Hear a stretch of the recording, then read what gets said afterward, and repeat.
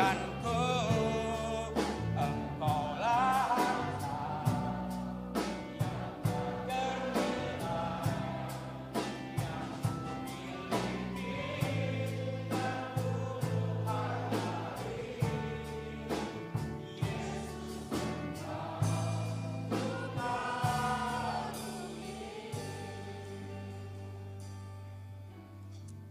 Mari kita berdoa. Bapa yang di dalam surga, kembali kami mengucap syukur kepadamu Tuhan Yesus, bahwa benar Tuhan, hanya Engkau yang kami kagumi dalam kehidupan kami Tuhan Yesus. Tidak ada yang lain Tuhan, karena Tuhan Engkaulah yang menolong kami, Engkaulah yang memelihara kami, Engkau yang menjaga, melindungi kami setiap saat. Sehingga kami boleh kembali datang kepadamu Tuhan. Dan untuk saat ini Tuhan Yesus, biarlah Tuhan kami benar-benar boleh menikmati Engkau Tuhan. Dengan kuasa-Mu, dengan sukacita-Mu ya Tuhan Yesus, dengan Roh Kudus-Mu Tuhan Yesus. Sehingga Tuhan kami boleh mendapat berkat kalau kami datang kepadamu. Setiap kali kami datang kepadamu Tuhan, Engkau memperbaharui kami Yesus. Dan kami menjadi lebih baik dan lebih baik lagi Tuhan. Terima kasih Bapa, terima kasih Engkau yang memimpin acara ini dari mulai sampai pada akhirnya. Biarlah Engkau yang mengurapi hamba-hamba-Mu Tuhan Yesus. Terima kasih Tuhan, bekerjalah Tuhan dengan kuat kuasa-Mu. Terima kasih Bapa, kami usir, kami tengking segala kuasa kegelapan, kuasa iblis yang mengganggu jalannya pekerjaan ini. Di dalam nama Tuhan Yesus Kristus. Engkau ya Tuhan Yesus yang bertahta di dalam puji-pujian kami. Di dalam nama Tuhan Yesus Kristus kami berdoa dan mengucap syukur. Haleluya. Amin. Tuhan, silakan duduk. Sebelumnya kita beri tepuk tangan yang meriah buat Yesus yang kita kagumi. Haleluya. Kesukaan Tuhan, kekuatanku. Hanya kesukaan Tuhan yang menjadi kekuatan kita. Haleluya. Amin.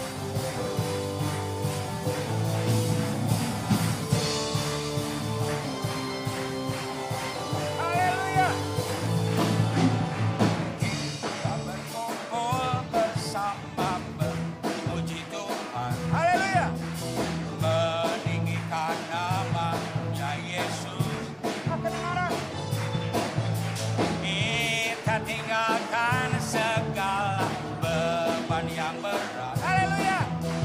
Puji dengan hati bersuka. Kesukaan Tuhan, kekuatanku.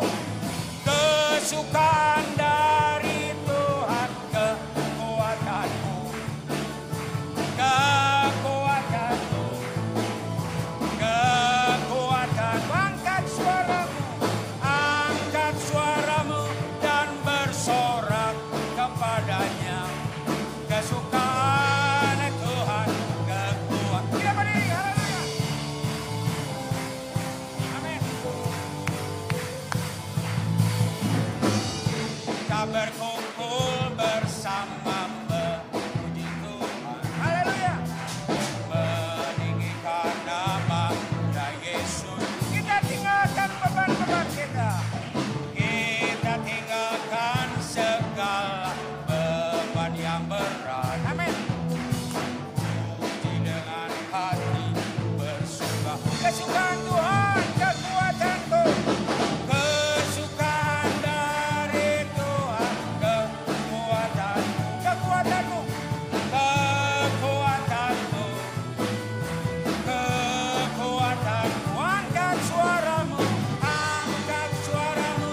Dan bersorak kepadanya, kesukaan Tuhan, kekuatan, kesukaan dari Tuhan, kesukaan dari Tuhan, kekuatan, kekuatanmu, kekuatanmu, haleluya, kekuatanmu. Angkat suaramu dan bersorak kepadanya. Kesukaan Tuhan, kekuatan. Kesukaan Tuhan, kekuatanmu. Kesukaan Tuhan, kekuatan. Kesukaan Tuhan, kekuatanku. Kesukaan Tuhan, kekuatanku.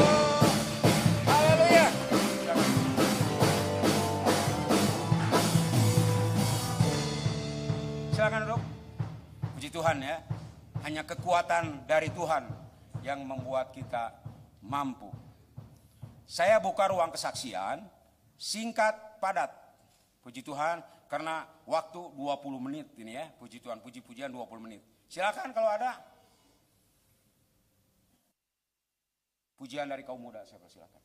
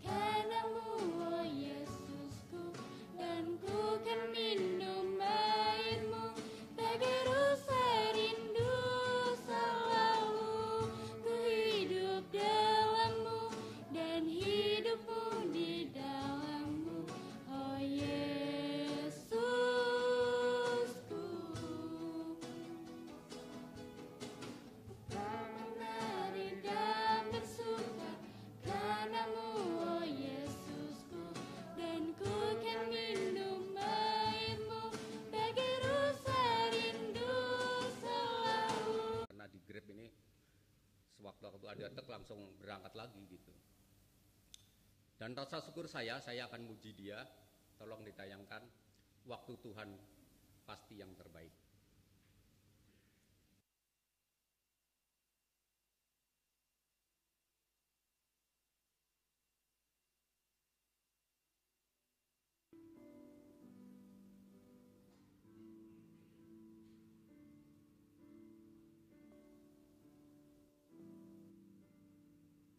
Bila kau izinkan sesuatu terjadi,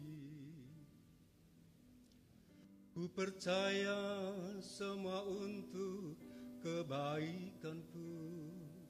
Bila nanti telah tiba waktumu, ku percaya kuasamu memulihkan hidupku. Waktu Tuhan pasti yang terbaik, walau kadang tak mudah dimengerti. Lewati cobaan, ku tetap percaya waktu Tuhan pasti yang terbaik.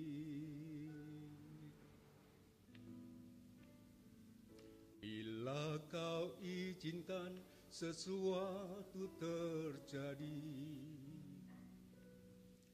ku percaya semua untuk kebaikanku.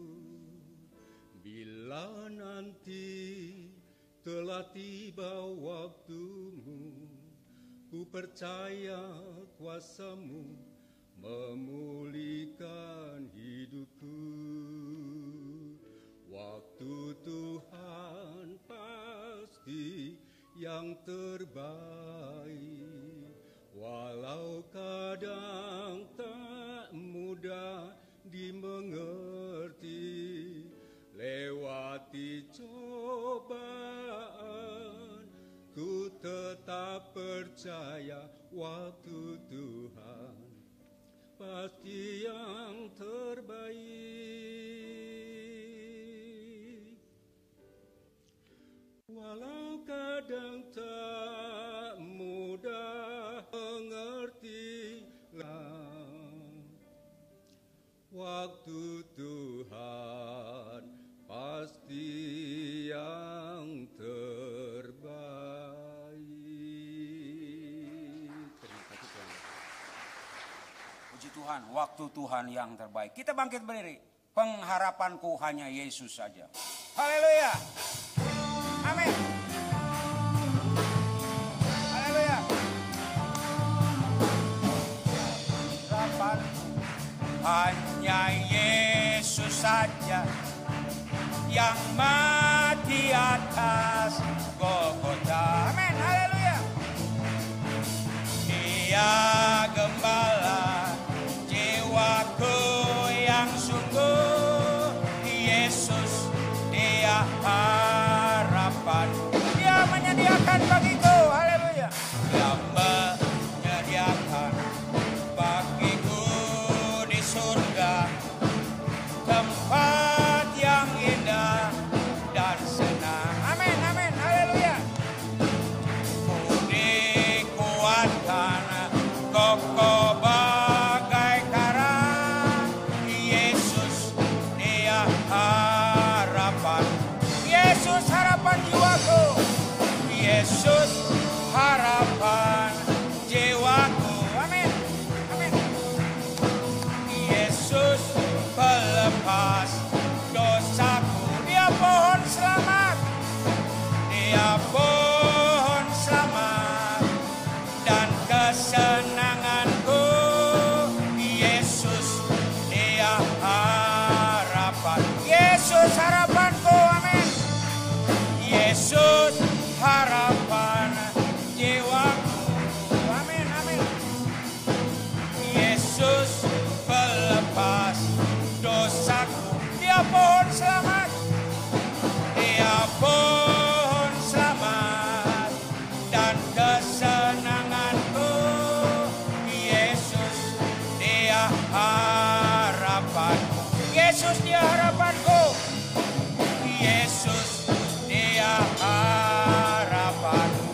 Yesus, dia harapanku. Haleluya. Yesus, dia harapanku. Haleluya. Nyanyi glory, tetap berdiri ya. Nyanyi glory. Haleluya. Amin. Ada sukacita. Nyanyi glory, glory, glory bagi Sang Raja. Oh, nyanyi glory, glory, glory bagi Sang Raja. Glory, glory, glory bagi Sang Raja. Mari rayakan dan nyanyi. Mari serukan. Mari serukan. Hei, serukan. Hei, bahwa Yesuslah Raja. Oh, mari serukan. Hei, serukan. Hei, bahwa Yesuslah Raja. Mari serukan. Hei, serukan. Hei, bahwa Yesuslah Raja. Mari rayakan dan nyanyi. Kita akan merasa bahagia. Kita akan merasa bahagia bila kita menyembah Dia. Kita akan merasa sukacita bila kita semua nyanyi. Glory, glory, glory bagi Sang Raja. Oh, nyanyi glory, glory, glory bagi Sang Raja. Nyanyi glory, glory, glory bagi Sang Raja.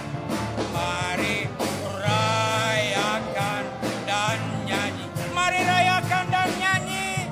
Mari rayakan dan nyanyi. Mari rayakan dan nyanyi. Mari rayakan dan nyanyi.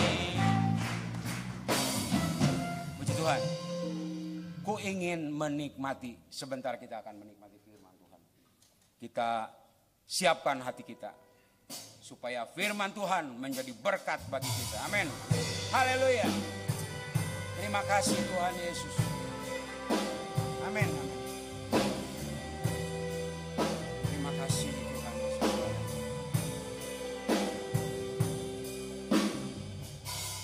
Ku ingin menikmati. Haleluya. Mari kita nikmati pribadi Tuhan. Haleluya. Haleluya Tuhan. Terima kasih buat kesempatan yang sangat-sangat baik ini Tuhan Yesus. Sarindu mata air jernih. Amin, amin, amin. Yesus, harta dan kekayaan,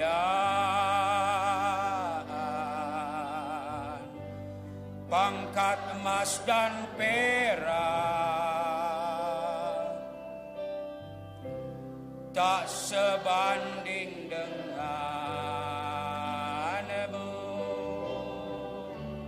Yesus kekasihku.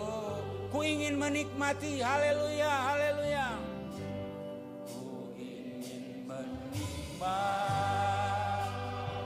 Terima kasih Tuhan Yesus.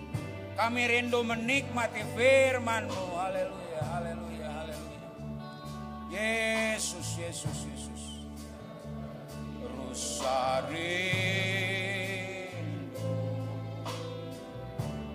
mata air jernih. Yesus, haleluya, haleluya. Harta dan kekayaan, pangkat emas dan perak, tak sebanding denganmu, Yesus kekasihku. Menikmati Tuhan, menikmati Tuhan, menikmati Yesus di setiap waktu. Kau berharga. Menikmati Tuhan, haleluya. Menikmati Tuhan, haleluya, haleluya. Yesus, Yesus, haleluya, haleluya.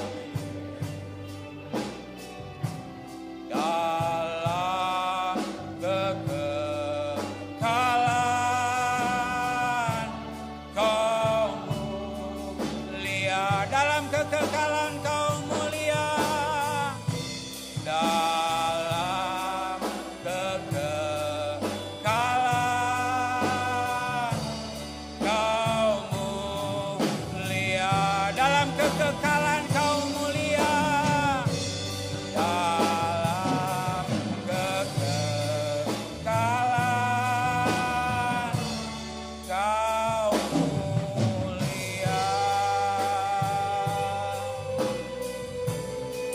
Terima kasih Tuhan Yesus.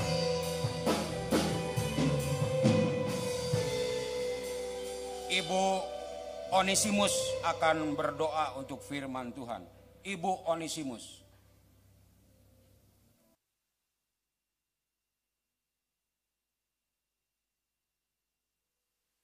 Saudara-saudara yang terkasih, mari kita berdoa.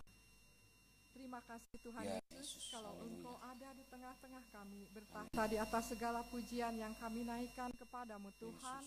Engkau sudah memberikan sukacita yang penuh kepada kami di saat kami memuji, membesarkan nama Engkau. Sebab hanya Engkau yang patut kami puji dan patut kami sembah. Terpujilah namamu senantiasa. Terima kasih Tuhan Yesus, kalau kami sidang jemaat-Mu boleh berada di tempat ini pada saat sekarang ini. Kami sungguh bersyukur untuk anugerah-Mu yang begitu besar Yesus, dalam haleluya. kehidupan kami Tuhan. Terima kasih bila sebentar kami akan kebenaran daripada firman-Mu Tuhan. Bersabdalah kepada kami sebab kami rindu mendengar suara-Mu.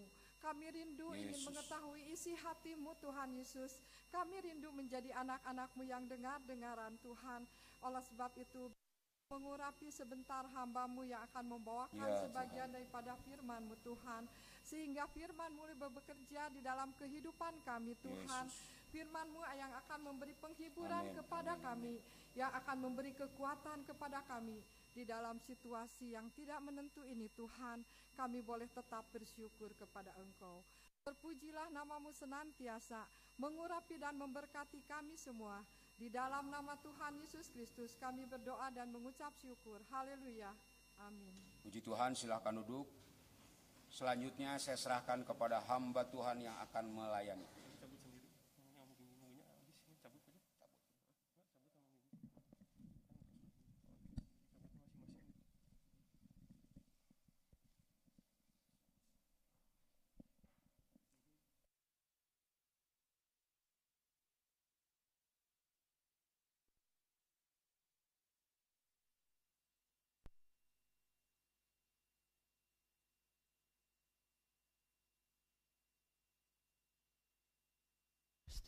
Tes. Haleluya. Haleluya saudara. Lemes. Puji nama Tuhan, kita kembali boleh berkumpul pada sore hari ini, menikmati kebaikan Tuhan, menikmati kehadiran Tuhan, juga menikmati firman Tuhan. Saudara, sebelum saya menyampaikan firman Tuhan, ada beberapa pengumuman yang hendak saya sampaikan. Pertama, saat ini Yayasan Kabar Baik sedang membuka lowongan pekerjaan. Jadi yang pertama saya berikan kesempatan adalah tentunya jemaat yang ada di GPDI Cianjur. Lowongan pekerjaan ini akan menempati pos yang berkaitan dengan personalia atau sumber daya manusia atau HRD. Jadi kalau misalnya saudara, di antara saudara ada yang memiliki kemampuan atau kenalan saudara atau teman saudara atau saudara punya saudara, bisa atau mengerti mengenai masalah hukum, legal, human resource, sumber daya manusia, nah silahkan hubungi saya. Dan ini profesional, jadi maksudnya akan menerima gaji, juga yang kerjanya akan ada di Pasir Gede Raya nomor 17 itu seperti orang kerja aja ya, dari Senin sampai Jumat, dari pagi sampai sore. Nah ini saya akan tunggu 3 hari, saudara. Kalau sampai 3 hari masih belum ada respon dari jemaat GPD Cianjur, saya akan umumkan lowongan kerja ini di Facebook, grup pendeta Jaya Wendatu. Jadi itu saya harap sih dari jemaat sendiri kalau ada.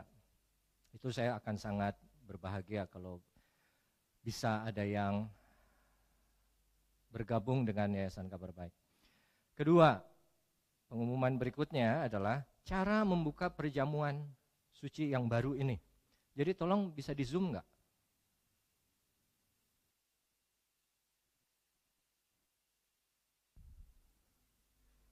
Ya, saudara berarti lihat di sana. Nah ini adalah yang model baru. Saya juga baru temukan tadi pagi, perjamuan pagi. Dan untuk beberapa orang agak sulit dan bisa jadi, kalau bahasa Sundanya beberecetan. Dan itu memang terjadi, beberecetan itu ada tadi pagi. Ini ada 2 bagian saudara ya. Yang paling atas ini adalah keping roti keringnya yang semacam keripik itu, dan yang kedua bagian anggurnya. Namun ini ditempel. Jadi yang pertama saudara harus kerjakan, lakukan nanti setelah diterima, ini ada lapisan tipis pertama yang atas, ini saja yang dibuka. Nah, setelah dibuka, ambil roti keringnya, baru, nah saudara lihat kan di sini ada selotip putih, ini baru saudara buka, tarik. Ini yang selanjutnya kalau ditarik akan membuka cup anggur ini. Ya. Dan ini perlahan-lahan, jangan terlalu semangat, perlahan-lahan saja. Nah, seperti ini. Ya. Jadi jangan lupa, jangan sekaligus dari bawah. Kalau sekaligus dari bawah nanti yang mengeluarkan keping rotinya ini jadi sulit, terus beberecetan. Oke, terima kasih, puji Tuhan.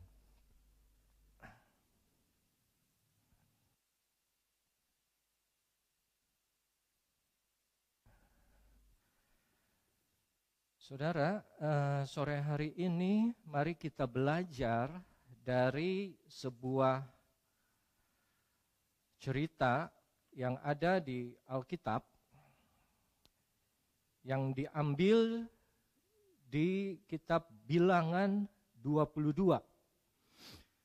Ini untuk saudara yang suka baca firman Tuhan mungkin hafal. Bilangan 22 ini adalah tentang Bileam. Bileam ini dibahas 2 pasal, 22 sampai 24. Kalau kita ngomong Bileam, pasti yang ada dalam pikiran saudara pertama kali adalah keledai yang bisa berbicara. Tapi Bileam ini adalah tokoh yang cukup menarik. Dia disebut lebih sering dalam Alkitab, lebih banyak daripada Maria ibu Yesus sekalipun. Kita akan baca cerita dia memang di Bilangan.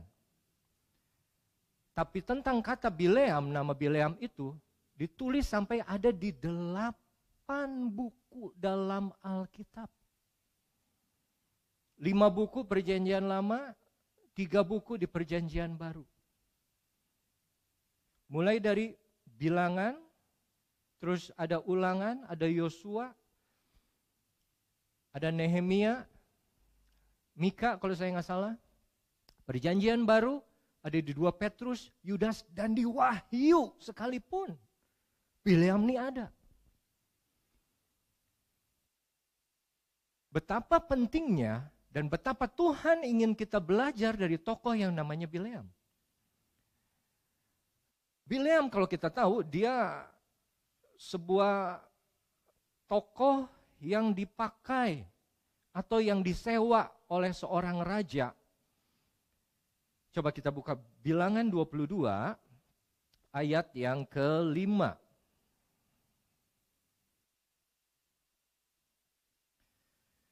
Bilangan 22 ayat ke-5. Nah, ini cerita mengenai Balak yang mau mengambil Bileam. Latar belakangnya sedikit. Bangsa Israel keluar dari Mesir menuju tanah perjanjian, melewati berbagai macam daerah atau negara yang sudah ada penduduknya ataupun kerajaannya. Di sana mereka melalui berbagai macam tantangan atau hambatan.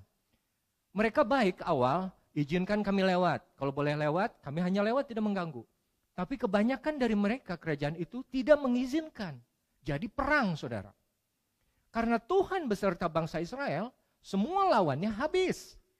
Kalah, hancur, hancur, hancur. Sampai akhirnya berkemahlah bangsa Israel ini yang 3 juta orang dekat kerajaan Moab. Dan rajanya yang bernama Balak melihat. Takut dia. Waduh, celaka ini. Kalau sampai mereka menyerang kami pun, hancurlah kami juga. Karena sebelumnya bangsa Israel berperang dengan satu bangsa Amori, dibinasakan semua penduduknya. Jadi itu yang Raja Balak takut. Terfikirlah dia, oh saya mau minta tolong aja ke Bileam. Nah Bileam ini siapa? Secara singkat, Bileam ini satu nabi palsu. Nabi yang tidak menyembah Tuhan, Yahweh, tapi nabi yang menyembah dewa-dewa. Dari daerah Mesopotamia, daerah Abraham dulu berada. Dikirim utusan ke sana. Jadi ini raja pikir, aduh kalau perang langsung saya tidak bisa lawan ini. Jadi kayaknya aku harus minta tolong ke Bileam untuk, coba kita baca ya. Bilangan 22 ayat 5. Raja ini mengirim utusan pada Bileam ke Petor di tepi sungai Efrat, ke negeri teman-teman sebangsanya, dengan pesan, maaf kalau saya loncat-loncat supaya agak cepat. Ketahuilah ada satu bangsa keluar dari Mesir, sungguh sampai tertutup permukaan bumi olehnya, dan mereka sedang berkemah di depanku. Lanjut. Karena itu datanglah dan kutuk bangsa itu bagiku, sebab mereka lebih kuat daripadaku. Mungkin aku sanggup mengalahkannya dan menghalaunya dari negeri ini. Sebab aku tahu siapa yang kau berkati. Ini Raja Balak bicara ke Bileam, nabi palsu itu. Siapa yang kau berkati, dia beroleh berkat. Dan siapa yang kau kutuk, dia kena kutuk. Jadi ini memang Bileam sudah terkenal di daerah itu sebagai satu orang juru tenung yang bisa mendatangkan kutuk ataupun berkat. Ayat ke-7. Lalu berangkatlah para tua-tua Moab dan Midian dengan membawa di tangannya upah penenung. Setelah mereka sampai kepada Bileam, disampaikanlah kepadanya pesan raja yang tadi. Ayat 8. Berkatalah Bileam kepada mereka, bermalamlah di sini pada malam ini. Aku akan memberi jawab kepadamu sesuai dengan apa yang akan difirmankan Tuhan, huruf besar, kepadaku. Maka tinggallah pemuka Moab itu pada Bileam. Nah ini yang kita perlu belajar.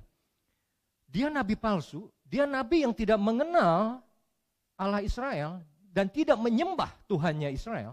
Tapi dia sebut Tuhan di sini adalah Yahweh. Artinya apa? Dia sebagai satu nabi yang memiliki pengetahuan yang luar biasa mengenai Tuhan dari segala macam bangsa yang ada saat itu.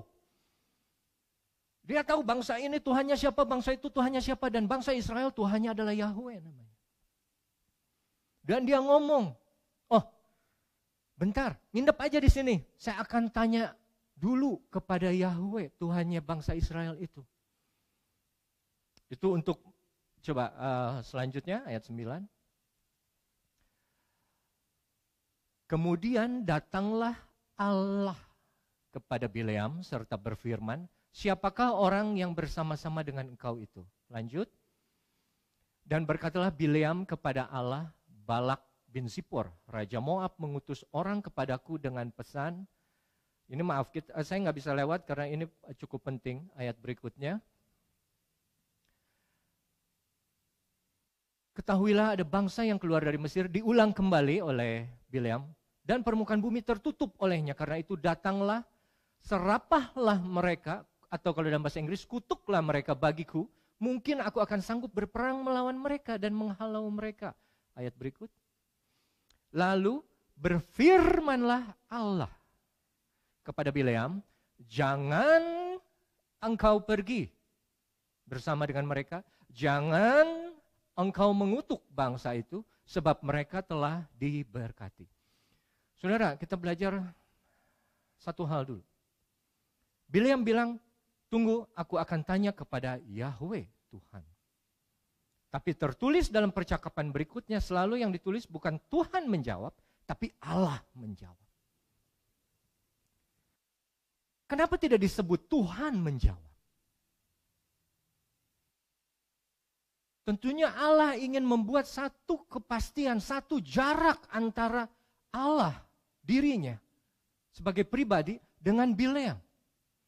Oke, kamu bisa tahu nama Allah bangsa Israel adalah Yahweh. Engkau boleh panggil aku adalah Yahweh. Tapi aku tidak menganggap diriku adalah Tuhan untuk kamu. Aku hanyalah Allah untuk kamu, Bileam. Jangan sampai kita seperti Bileam. Kita datang berdoa kepada Tuhan, minta sesuatu kepada Tuhan. Kita anggap kita kenal Tuhan dan Tuhan kenal kita. Tapi ternyata tunggu dulu. Tidak semudah itu. Dan jawaban yang Tuhan berikan adalah jangan. Kalau bahasa Inggrisnya, you shall not go. You shall not curse. Sebab mereka telah diberkati.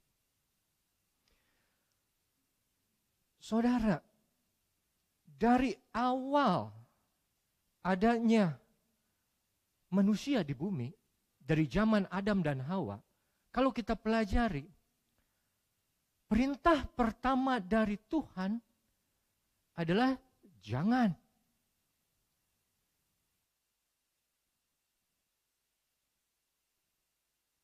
Sepuluh Taurat Allah. Yang pertama, jangan ada ilah lain. Jawabannya selalu tidak, jangan, negatif.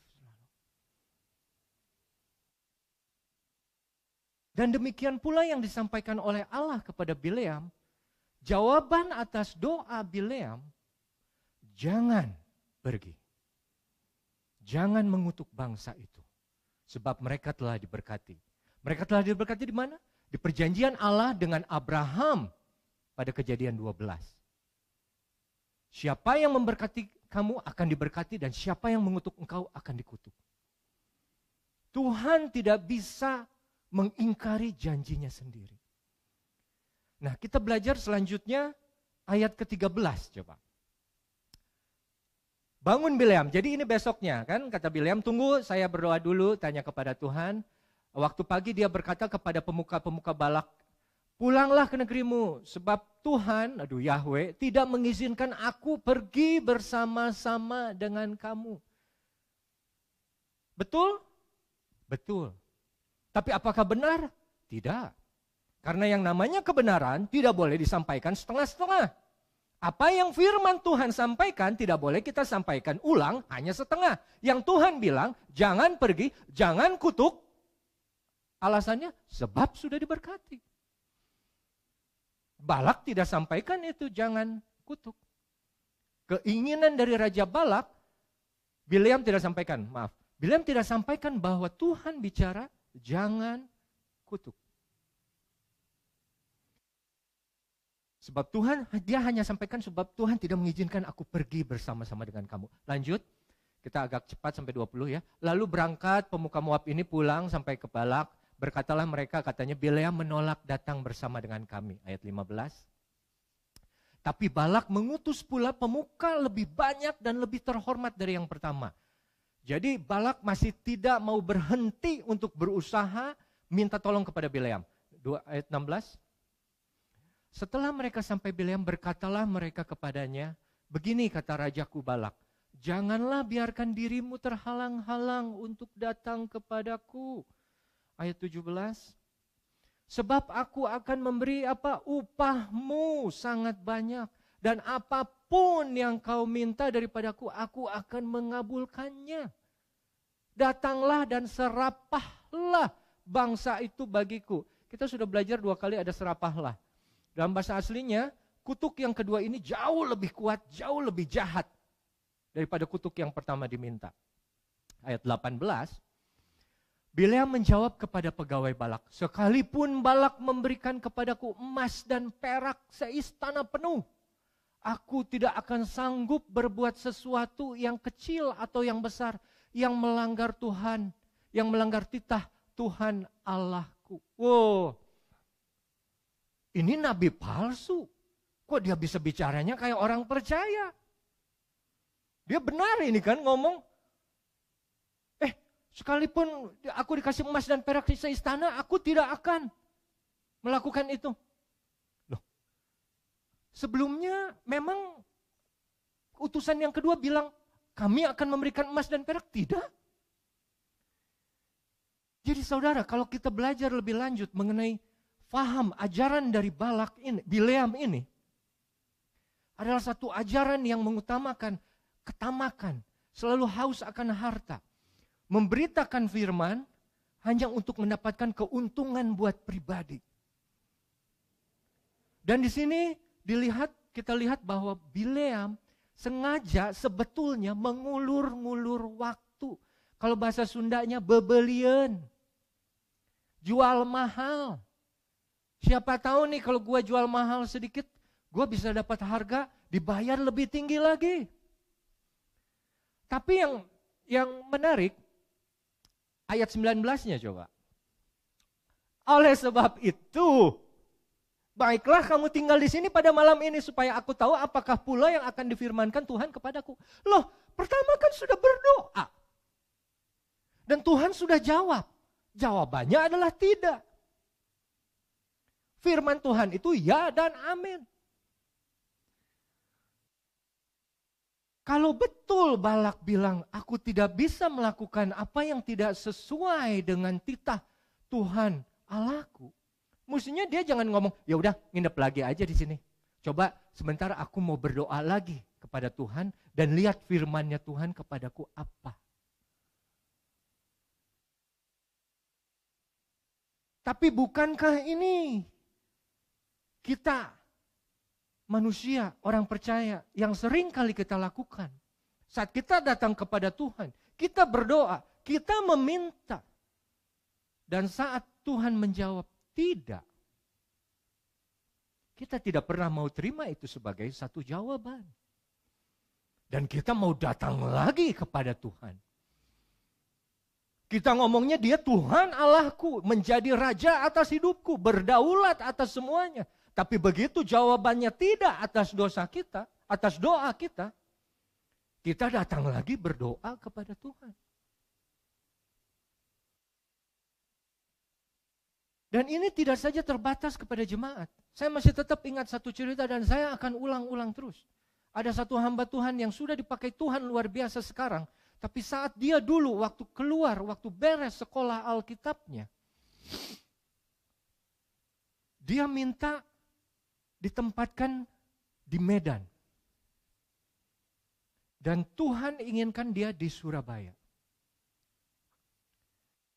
Dia ingin di Medan karena dia bilang kalau saya di Medan semua sudah kenal saya.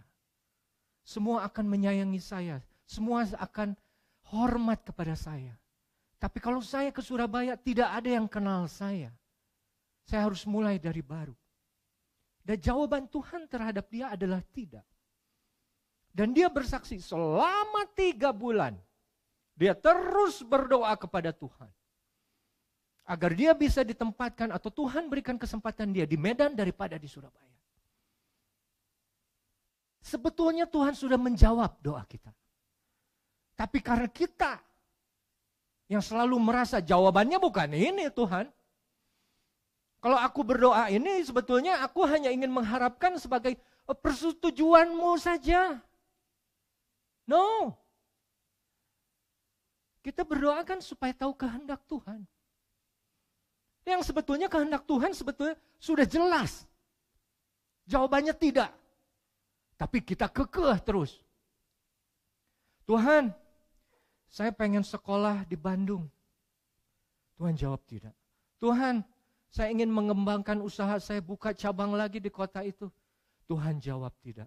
Tuhan, saya ingin mempunyai pasangan, saya ingin menikah dengan si dia. Tuhan jawab tidak. Tuhan, saya ingin mempunyai pelayanan di kota.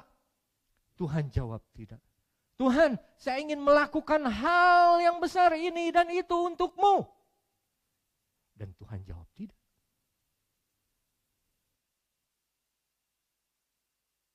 Memangnya kalau kita minta untuk perbuatan, untuk kemajuan pekerjaan Tuhan, Tuhan akan jawab ya? Apakah itu kehendak Tuhan? Ini kita lihat belajar dari Bileam. Jawaban sudah ada, tidak, jangan pergi. Dia tetap berdoa. Dan akhirnya di ayat 20, lihat, datanglah Allah, bukan Tuhan, kepada Bileam pada waktu malam serta berfirman kepadanya, jikalau orang itu memang sudah datang untuk memanggil engkau, bangunlah, pergilah bersama-sama dengan mereka. Tapi hanya apa yang akan kufirmankan kepadamu harus kau lakukan. Akhirnya apa? Akhirnya Tuhan izinkan pergi. Walaupun pertama sudah jawab tidak. Kok bisa ya Tuhan izinkan pergi? Tuhan bisa mengikuti kok maunya Bileam. Apa yang Bileam minta Tuhan kasih juga kok akhirnya.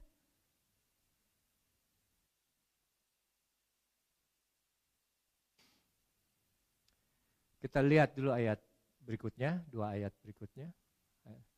Lalu bangunlah Bileam pada waktu pagi, dipelanainya lah keledainya yang betina dan pergi bersama-sama dengan pemuka-pemuka Moab. Ayat 22, tapi bangkitlah murka Allah ketika ia pergi.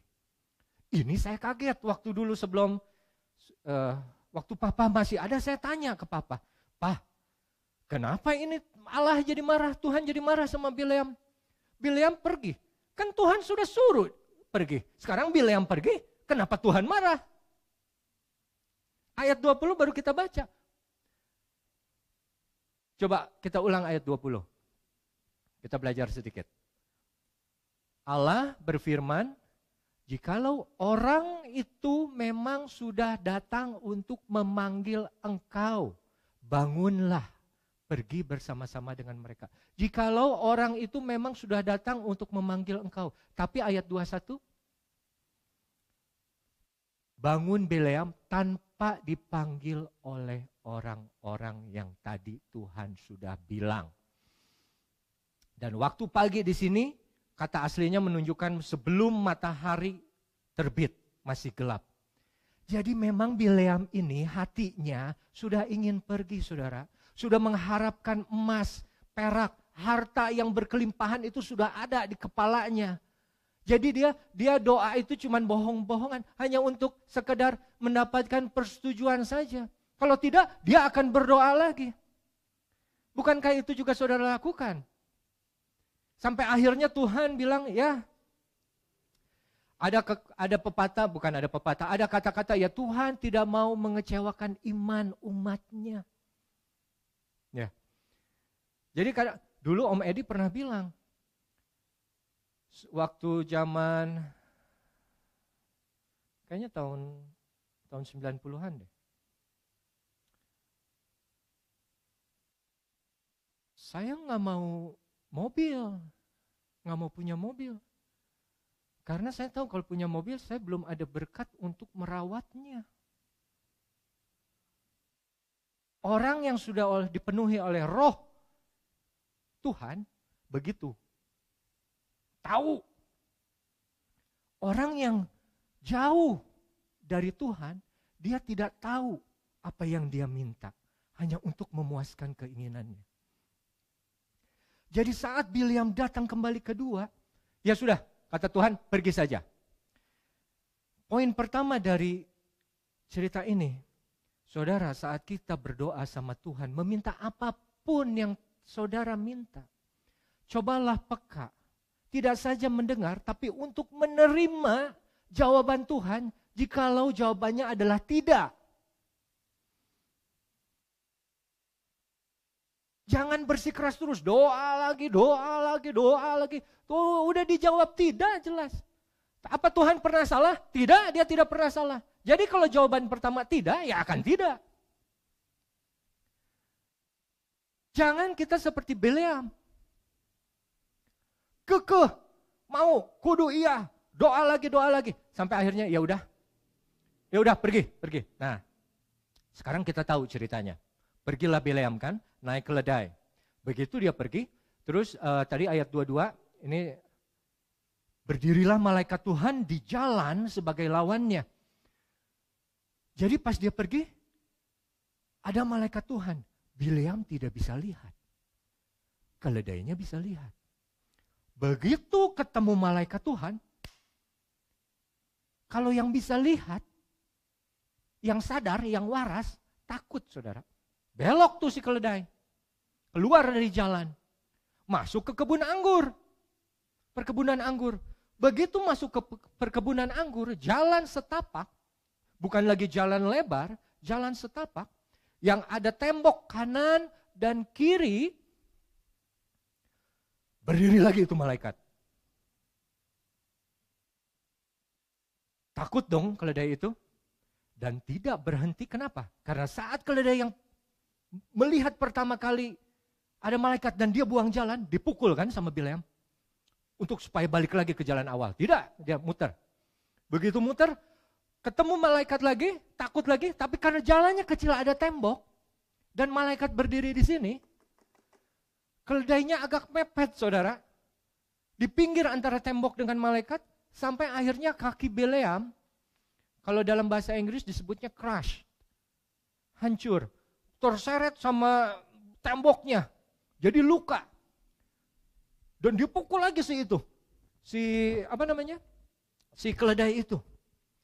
Sampai akhirnya begitu jalan lagi, dan dia di satu jalan yang lebih kecil lagi, berdiri lagi malaikat itu, dan keledai itu tidak bisa jalan lagi, tidak bisa menghindar ke sana sini. Akhirnya dia rebah, jatuh ke tanah, itu keledai. Dan Bileam memukul. Lalu kalau kita lihat, dan selama ini Bileam tidak lihat itu malaikat. Hanya keledai yang lihat malaikat. Saudara sadar enggak? Saat permintaan saudara tidak dikabulkan Tuhan dan saudara kekeh. Dan akhirnya Tuhan, ya sudah pergi. Tuhan kasih izin. Pergi kalau kamu mau pergi. Ambil kalau kamu pengen itu. Lakukan kalau kamu ingin kerjakan. Tapi begitu jalan menuju ke sana, banyak sekali hambatan. Tahu-tahu ada yang mentok di sini nggak bisa maju lagi, muter lagi ke kanan. Di sini mentok lagi, muter lagi ke kiri. Mentok lagi. Apakah itu tidak paham? Apakah itu bukan cara Tuhan yang berbicara kepada kita? Bahwa bukan ini seharusnya yang kamu lakukan. Dari awal sudah aku bilang jangan pergi. Apa yang kamu minta tidak berkenan kepadaku. Kenapa kamu memaksakan pergi? Dan begitu kita pergi, Bileam mengandalkan keledainya. Satu kendaraan yang dia pakai. Dan begitu kita saat coba, aduh Tuhan, bagus kalau saudara masih berdoa, Tuhan kalau saya mau buka toko lagi di sana, gimana, boleh nggak, setuju nggak, apa segala macam. Tuhan kalau saya mau buka cabang lagi di sana, oh Tuhan kalau saya mau sekolah ke sana, oh Tuhan kalau saya mau buka toko lagi, oh Tuhan kalau saya mau kerja di sana. Begitu banyak hambatan, sini mentok, ketemu sini mentok lagi. Sampai Bileamnya sakit kakinya, sampai itunya jatuh, rusak. Apa yang dia andalkan untuk menuju ke cita-citanya, yaitu keledai, jatuh tidak bisa jalan lagi. Apa saudara mau tunggu sampai Tuhan ambil apa yang saudara andalkan untuk sampai ke tujuan? Karena saudara tidak taat kepada Tuhan. Dan jangan kita seperti Bileam. Bileam tidak bisa lihat malaikat Allah. Kalau kita buka langsung kita loncat ke ayat 31. Akhirnya Tuhan menyingkapkan mata Bileam. Dilihatnya lah malaikat Tuhan dengan pedang terhunus di tangannya berdiri di jalan. Dan berlututlah ia dan sujud. Saudara, ini malaikat Tuhan. Kalau saudara kita belajar, malaikat Tuhan ini sebetulnya bukan malaikat ciptaan. Tapi gambaran dari Tuhan sendiri. Malaikat Tuhan. Ada cerita di 2 Raja-Raja, saudara. Saat Hizkia, Raja Yehuda, dikepung oleh Sanherib. Dan dia minta tolong Yesaya untuk datang. Akhirnya raja dan nabi itu berdoa kepada Tuhan. Minta tolong, bagaimana ini Tuhan, kami sudah dikepung. Dan firman Tuhan mengatakan Tuhan mengirim satu malaikat Tuhan. Dan dia bunuh 185.000 tentara dari Raja Sanherib. Satu malaikat Tuhan. 185.000 tentara habis. Dan satu malaikat Tuhan itu sekarang ada di depan Bileam dengan pedang. Dan ini malaikat Tuhan yang sama seperti saat Adam dan Hawa dikeluarkan dari Taman Eden. Dan mereka menjaga pintu masuk ke Taman Eden itu. Memegang pedang. Saudara masih ingat waktu Yesus bicara di Taman Getsemani? Saat Petrus memutus kuping dari salah satu, dari Malkus kalau saya nggak salah namanya. Dan Yesus bilang, sudah sarungkan pedangmu Petrus. Kamu pikir aku tidak sanggup memanggil 12 legion malaikat? 1 legion 6.000. 12 kali 6, 72.000 malaikat.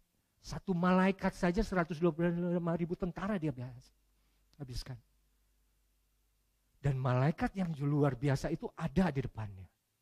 Dan akhirnya Tuhan menyingkapkan mata Bileam. Ayat yang 32.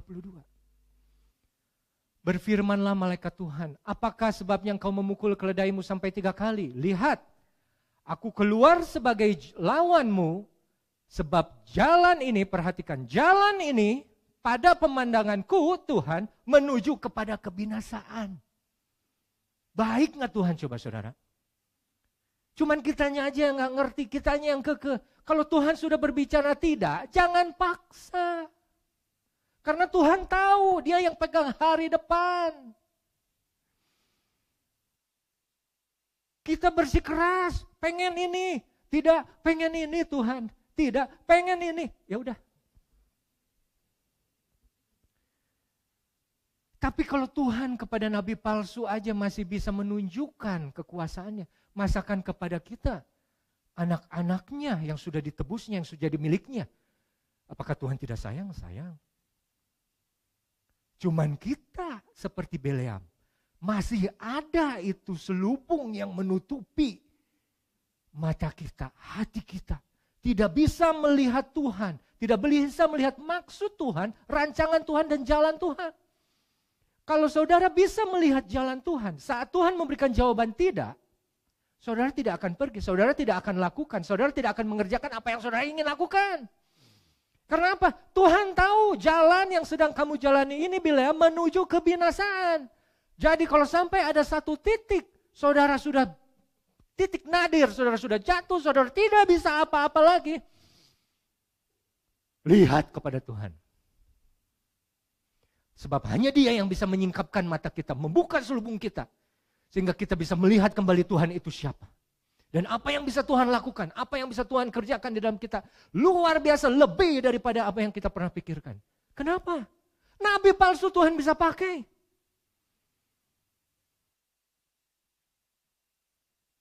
Nabi yang jahat yang harus mengutuk bangsa Israel Tuhan bisa pakai. Untuk memberkati bangsa Israel. Dan pendek cerita, singkat cerita kita tahu. Akhirnya apa? 3 kali dia diminta untuk mengutuk bangsa Israel. 3 kali pula dia berkati. Dan di saat yang ketiga ini,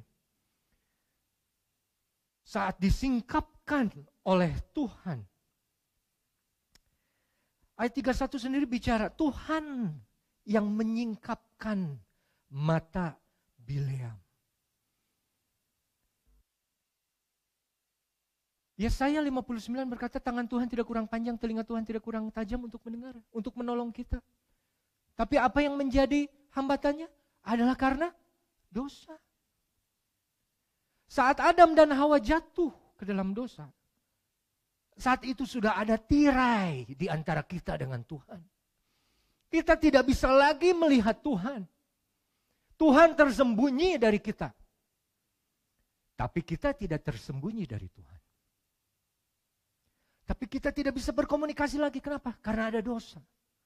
Kenapa Bileam tidak bisa melihat malaikat? Karena dia ada dosa. Dosa di mana Bileam? Dia tidak taat kepada firman.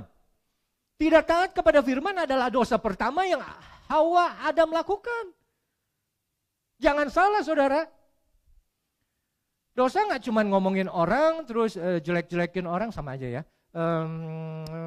Membunuh, membohong, apa segala macam. Tidak taat terhadap firman. Saat Tuhan bilang iya, saat Tuhan bilang tidak, kita tidak taat, dosa. Dan saat dosa itu ada, kita tidak bisa melihat Tuhan. Kita tidak mengerti jalan Tuhan. Apa yang terjadi pada kita, keledai pun masih bisa lebih paham karena dia bisa lihat malaikat Tuhan. Kita seperti Bileam yang bodoh. Yang masih bebal. Sudah dikatakan tidak, masih kekeh. Jalan ke sana mentok, masih tetap jalan. Jalan ke sini lagi mentok, masih tetap jalan. Masih mentok, masih tetap jalan. Sampai akhirnya jatuh, udah bangkrut, udah susah. Baru ayat 33 keluar. Ketika keledai ini melihat aku, 3 kali ia menyimpang dari hadapanku. Jika ia tidak menyimpang dari hadapanku, tentulah engkau yang kubunuh pada waktu itu. Dan dia kubiarkan hidup. Sedemikian marahnya malaikat Tuhan atau Tuhan, sampai dia bilang, keledai masih lebih berharga daripadamu Bileam. Aku akan biarkan dia hidup daripada kamu manusia yang tidak mau taat dengar firman Tuhan. Ayat 34. Lalu berkatalah Bileam kepada malaikat Tuhan, aku telah berdosa. Karena aku tidak mengetahui bahwa engkau ini yang berdiri di jalan menentang aku. Maka sekarang, jika hal itu jahat di matamu, aku mau pulang. Banyak tafsir dari ayat ini. Tapi yang saya ingin kita ambil, yaitu bagaimana Bileam akhirnya setelah disingkapkan matanya oleh Tuhan, dan dia lihat siapa yang ada di jalannya selama ini, siapa yang menghalangi dia berjalan menuju kebinasaan adalah Tuhan. Dia bertobat. Dia mengaku berdosa. Dan dia mau berbalik pulang. Mau ikut jalan Tuhan, mau ikut perintah Tuhan untuk tidak pergi. Jadi yang sudah jalan ke sana, ya sudah, kalau memang engkau tidak menghendaki, aku pulang saja. Tapi jawaban Tuhan ayat 35, malaikat Tuhan berfirman kepada Bileam, pergi bersama dengan orang itu. Hanya ingat perkataan yang akan kukatakan kepadamu haruslah kau katakan, sesudah itu pergilah Bileam bersama dengan pemuka-pemuka Balak itu. Saudara, akhirnya pergi Bileam. Ketemu Balak. Balak sambut, ayo kita pergi. Diajak naik ke satu bukit. Lihat itu, suruh kutuk. Malah memberkati. Pendek cerita nih. Ya udah kita pergi ke bukit yang lain.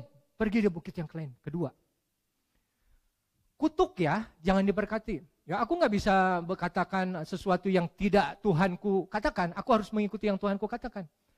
Begitu yang kedua, diberkati lagi. Waduh, ini celaka nih kalau gini.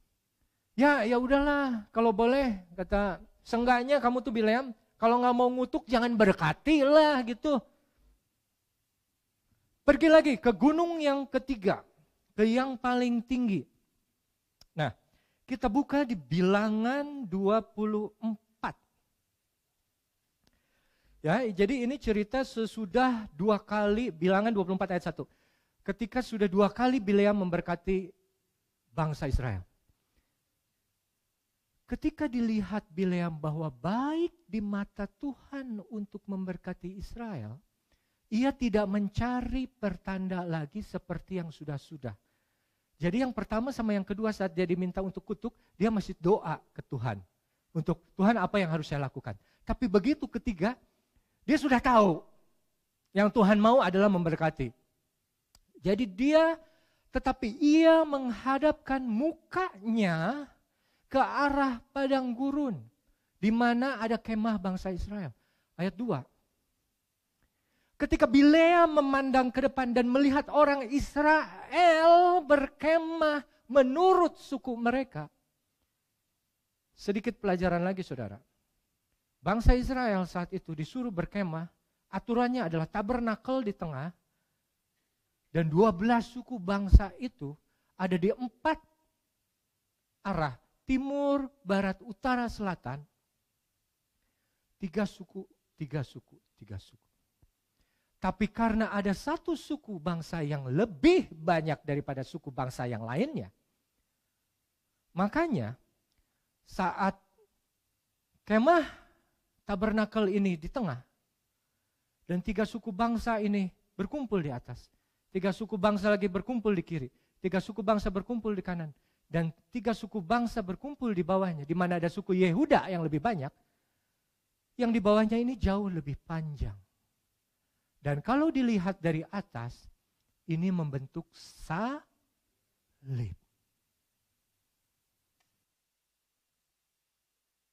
Dan saat Bileam melihat Israel berkemah menurut suku mereka, saat Bileam melihat ada salib di situ, ada pengorbanan Kristus di situ, maka roh Allah menghinggapi dia. Dan apa yang kita bisa lihat di ayat berikutnya, ayat ketiga. Diucapkannya lah saja katanya, kata Bileam bin Beor, tutur kata orang yang terbuka matanya. Ayat keempat. Tutur kata orang yang mendengar firman Allah dan yang melihat penglihatan dari Yang Maha Kuasa sambil rebah dengan mata tersingkap. Setelah dia lihat ada salib, Roh Allah datang. Dia bisa melihat ayat 5. Alangkah indahnya kemah-kemahmu, hai Yakub. Apa yang tersembunyi selama ini, apa yang dia tidak pernah lihat, sesuatu yang baik, sesuatu yang indah, sesuatu yang Tuhan rencanakan. Akhirnya terbuka semua setelah dia lihat ada salib. Hanya salib Kristus, saudara. Pengorbanan dia yang bisa membuka tirai yang menghalangi kita melihat hadirat Allah. Kita sudah tahu saat Yesus mati, tirai di bait Allah robek dari atas sampai bawah. Sehingga siapapun sekarang dari luar bisa melihat langsung ke ruang Maha Suci. Semua diterima masuk ke ruang Maha Kudus. Karena ada apa? Karena ada salib. Karena ada Kristus yang sudah membuka selubung mata kita. Sehingga kita bisa melihat rencana Tuhan, jalan Tuhan, jawaban Tuhan. Kehadiran Tuhan dalam setiap hidup kita. Kenapa kalau selama ini saudara masih tidak bisa melihat Tuhan? Saudara pikir, apakah masih ada dosa itu? Sehingga saudara tidak bisa lihat apa yang Tuhan inginkan dalam kehidupan kita. Sebagai ayat terakhir, mari kita buka 2 Korintus 3, ayat ke-14. Tetapi pikiran mereka telah menjadi tumpul, sebab sampai pada hari ini, selubung itu masih tetap menyelubungi mereka. Paulus bilang kepada jemaat Korintus, jika mereka membaca perjanjian lama itu tanpa disingkapkan, tanpa ada campur tangan Tuhan, karena hanya Kristus saja yang dapat menyingkapkannya. Saudara, tanpa Kristus, saudara baca ini hanya kalimat-kalimat biasa. Hanya logos, ilmu pengetahuan saja. Tapi bila ada Kristus dalam hidup saudara, ini jadi hidup. Dan firman yang hidup akan menuntun saudara kepada jalan yang penuh pengharapan. Karena di dalam Mazmur 119, firman-Mu adalah pelita bagi kakiku. Kenapa bisa jadi pelita? Karena firman itu, Yesus itu, Kristus itu memang sudah menyingkapkannya untuk kita. Ayat 15. Bahkan sampai pada hari ini, setiap kali mereka baca kitab Musa, ada selubung yang menutupi hati mereka. 16. Tapi apabila seperti Bileam, nabi palsu pun bisa bertobat. Seorang berbalik kepada Tuhan. Selubung itu diambil daripadanya. Apabila saudara bertobat, dosa itu diangkat. Apa yang kita tidak mengerti, kita bisa mengerti. Semua dibukakan. Karena apa? Karena Kristus yang sudah mati bagi kita.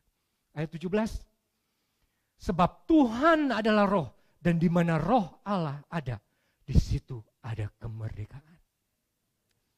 Dan kita tutup ayat 18. Dan kita semua mencerminkan kemuliaan Tuhan dengan muka yang tidak terselubung.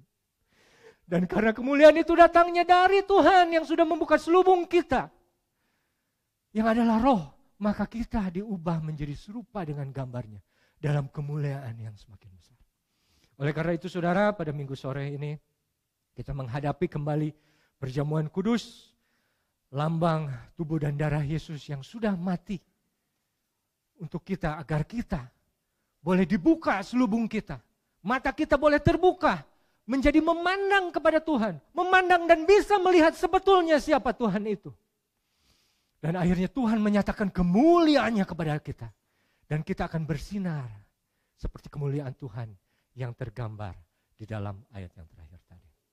Terima kasih, saya kembalikan kepada Bapak Edi Budiawan untuk memimpin kita dalam perjamuan suci.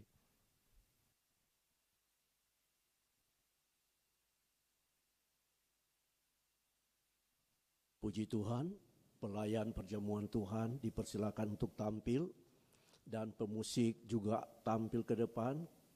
Kita akan angkat pujian salibnya, salibnya selama mulia.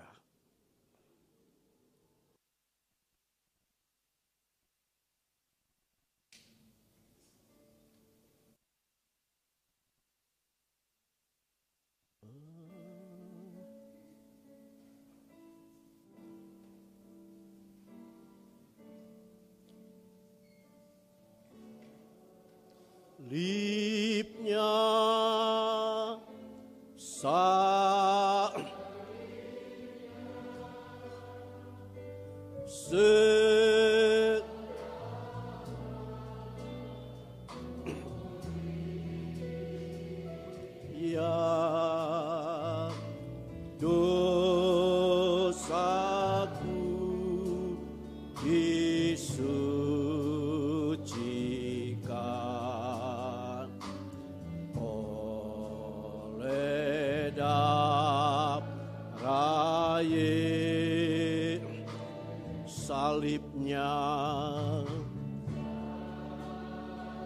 setelah kami mendengar dan menerima firman-Mu, saatnya Tuhan, kami akan menerima perjamuan Tuhan.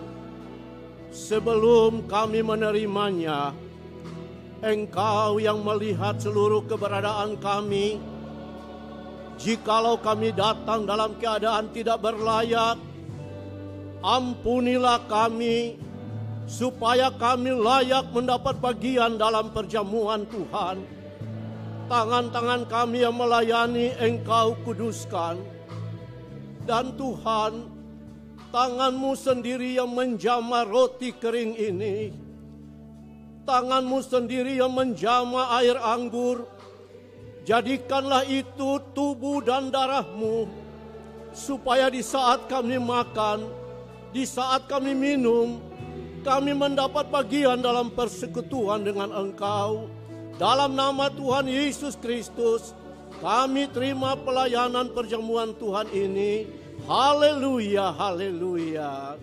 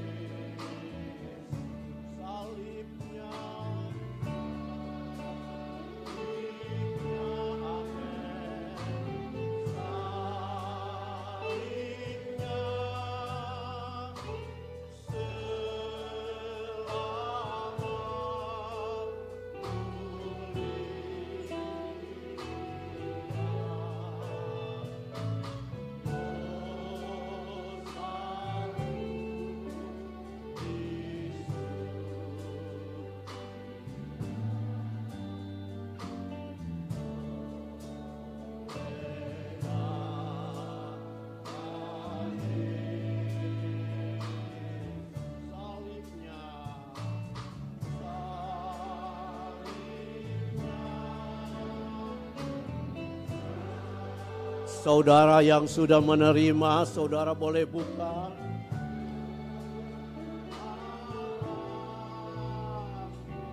Seperti petunjuk yang sudah diberikan, saudara lepaskan lapisan tipis bagian atas untuk saudara siap menerima bersama-sama dalam perjamuan Tuhan ini.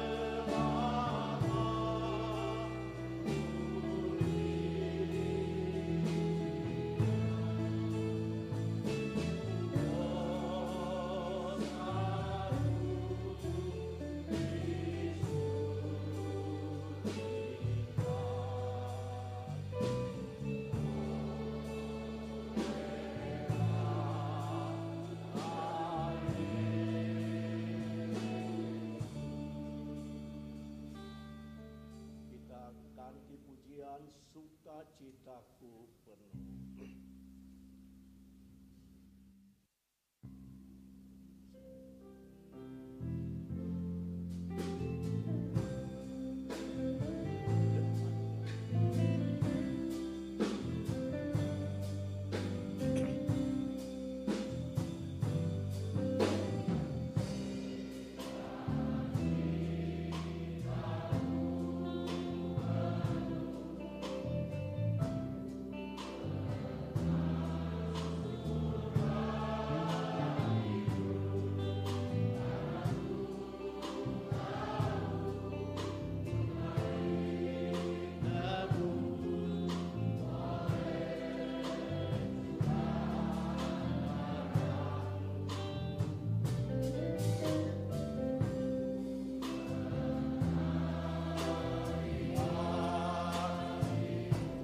Sama-sama kita bangkit berdiri. Muji namamu, karena ku tahu ku berkemenangan oleh curahan. Kita pegang roti dengan tangan kanan kita. Darahmu Yesus sucikan. Darahmu Yesus bebaskanku. Darahmu Yesus ubahkan daku. Ku dijadikan baru. Haleluya, haleluya. Kami datang kembali kepadamu Tuhan. Kami bersyukur karena Engkau baik bagi kami. Engkau sudah memberikan tubuh-Mu untuk kami, dan tubuh-Mu itu sudah dipecah-pecahkan karena Engkau mengasihi kami. Sebab apa yang telah kuteruskan kepadamu, telah aku terima dari Tuhan, yaitu bahwa Tuhan Yesus pada malam waktu Ia diserahkan, mengambil roti, dan sesudah itu Ia mengucap syukur atasnya. Ia memecah-mecahkannya dan berkata, inilah tubuhku yang diserahkan bagi kamu. Perbuatlah ini menjadi peringatan akan aku. Dalam nama Tuhan Yesus Kristus, kita makan bersama-sama.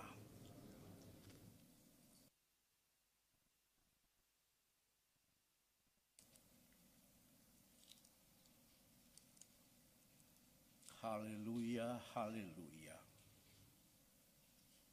Selanjutnya, kita pegang cawan dengan tangan kanan kita. Kita angkat tinggi di atas kepala kita sebagai tanda kita menghormati darah Yesus. Karena darah inilah yang sudah menebus engkau. Darah ini yang sudah menyucikan engkau. Darah ini yang sudah membenarkan engkau hingga engkau ada sebagai anak Tuhan. Demikian juga Ia mengambil cawan sesudah makan lalu berkata, cawan ini adalah perjanjian baru yang dimeteraikan oleh darahku. Perbuatlah ini setiap kali kamu meminumnya menjadi peringatan akan aku. Dalam nama Tuhan Yesus Kristus, kita minum bersama-sama. Haleluya, haleluya. Haleluya, haleluya. Terima kasih Tuhan untuk korban-Mu bagi kami. Kesediaan Bapak Aan untuk pimpin kita dalam doa.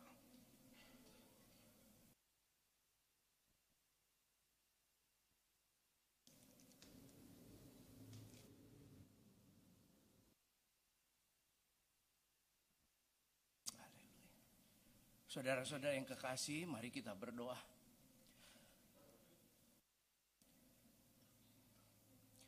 Bapa kami di dalam sorga, Bapa kami di dalam nama Tuhan Yesus, kami bersyukur, kami berterima kasih Tuhan.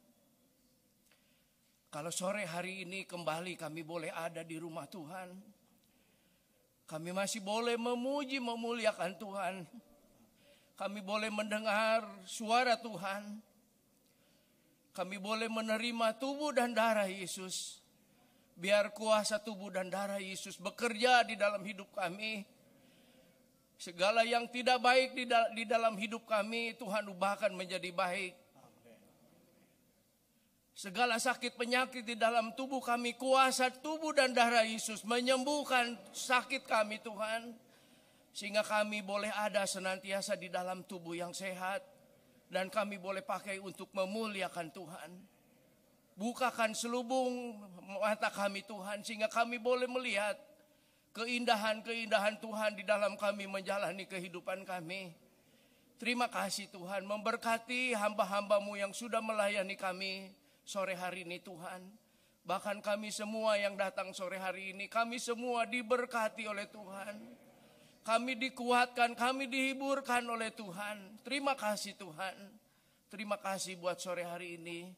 Kalau sebentar kami akan memberikan korban syukur kami. Kami sudah diberkati Tuhan. Dan biar kami boleh memberi dengan penuh ucapan syukur kepadamu. Terima kasih Tuhan, di dalam nama Tuhan Yesus kami sudah berdoa dan mengucap syukur. Haleluya. Amin. Puji Tuhan, jemaat duduk dan selanjutnya pelayanan mimbar kami serahkan kepada Bapak Onesimus sebagai wakil gembala.